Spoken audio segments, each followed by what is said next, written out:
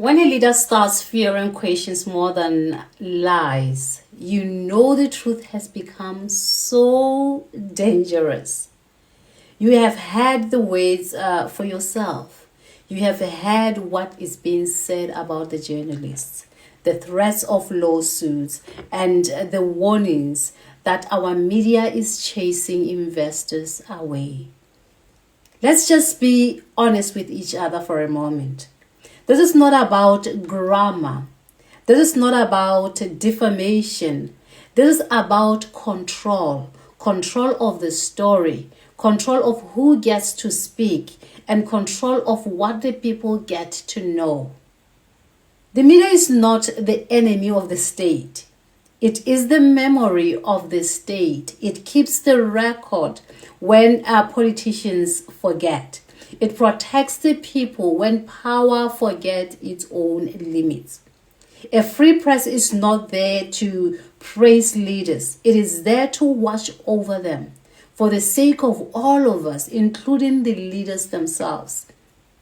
If every headline must first please the president before it is published, that is no longer journalism. That is public relations disguised as news. So today, journalists are being made to walk on eggshells. Every article is treated like a legal trap. Every headline could end up in a courtroom. This is not what justice looks like. It is lawfare, using the law to create fear. And fear silences truth faster than censorship ever could. When reporters start asking, will this story offend someone powerful? Instead of, is this story true? Democracy begins to tremble. What we are watching is a slow attempt to own the national narrative. If the government is the only trusted source of information, then the people will never know when the government itself is wrong or not telling the truth. Leaders cannot both act as the storytellers and the subjects of the story. You cannot demand to be the only source of truth while deciding what truth looks like.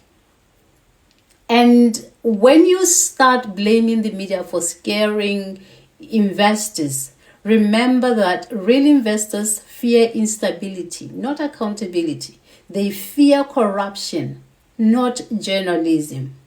When journalists question shady deals, they protect Botswana's name.